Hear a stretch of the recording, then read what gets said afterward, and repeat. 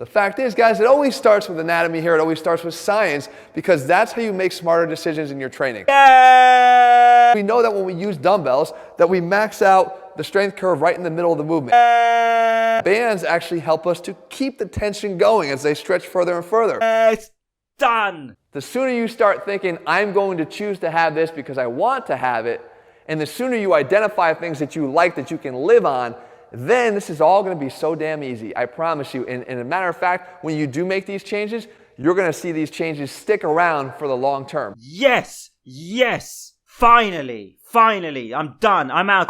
Yes.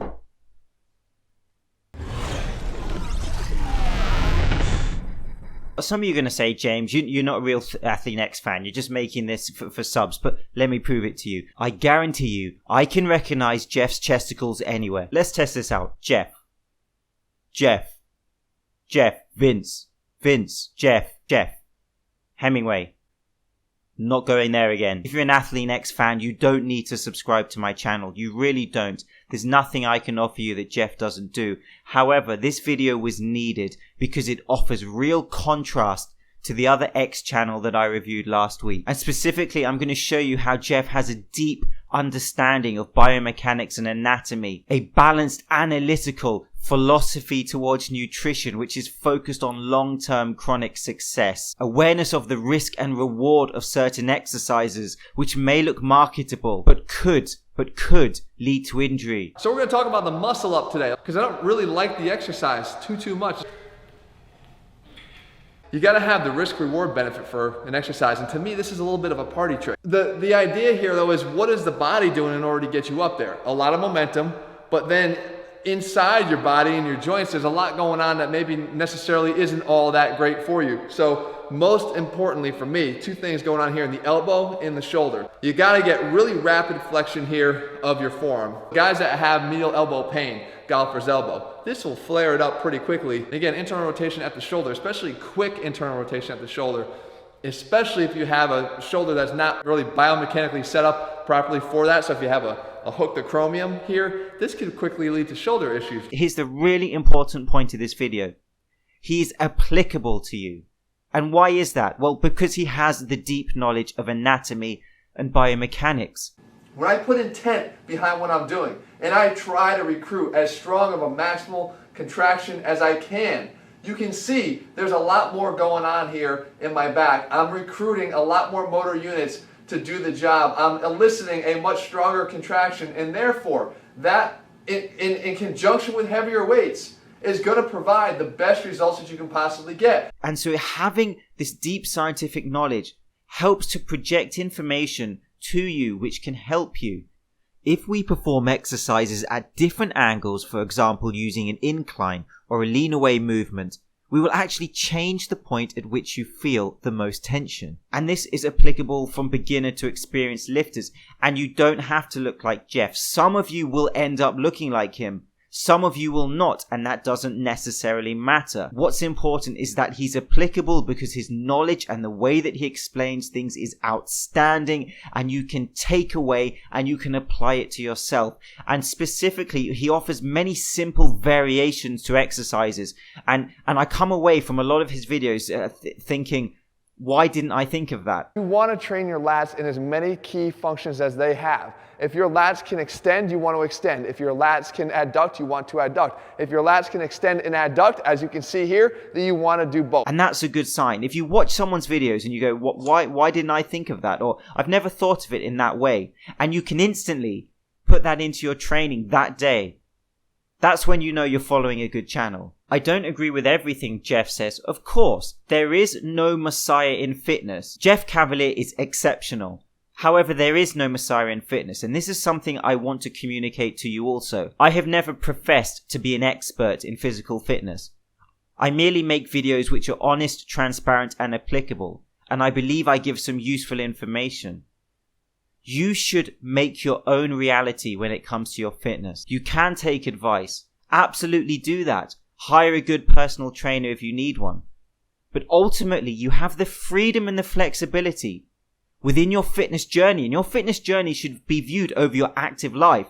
Not just over 3 months or a 6-month transformation or a 1-year transformation. Training is an art form, and someone like Jeff Cavaliere can give you the tools to paint your own picture. That's why I like all the X's. X-Men, extra topping on my pizza, triple X, hold on, quick picture, context, James X, and Athlean X, not my ex. And in before any trolling, this is the guy who literally trained Rambo. So what you got? What you got? Murdoch.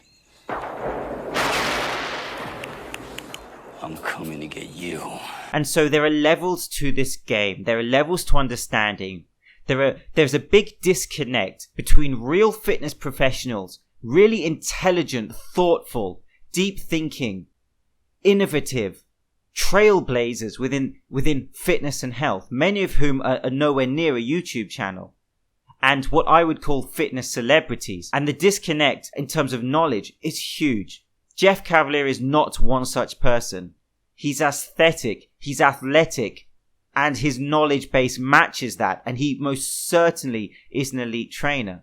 Now listen to me very carefully. And so his biomechanical information is outstanding, from everything from variations for muscle growth to correcting muscle imbalances, very well explained videos on external rotation, different pieces of equipment you can use, the correct form in order to hit the rotator cuff, etc. And his nutritional information makes me smile. And this is why he's really projecting a philosophy which is the same as mine, and it's about adherence to eating, not a short-term hack to losing fat. Start realizing that the more good choices you make, and I mean good choices that you like, then the more success is going to be in your future. And the long-term success is going to be in your future, and that's where it's all about. For me, at the end of the day, if something works for somebody and it helps them to get in shape, long-term though, and that's my non-negotiable, it's got to work for you long-term. Whenever I talk about diets, the one thing I always try to do is never say, this is the only way to do it. Guys, think about where you're usually coming from if you've entered the phase where you already know that you need a diet.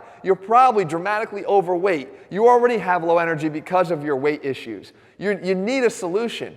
Anything you would have done at that point, anything you would have done to eat healthier would have allowed you to start feeling better, to have more energy. But in the end of the day, guys, I am someone that espouses eating all the nutrients. I think you should eat carbohydrates. I think you should eat protein. I think you should eat fats. I don't think you should exclude any of them. What he's actually talking about is regardless of your eating protocol, and your eating protocol is unique to you. I always say that.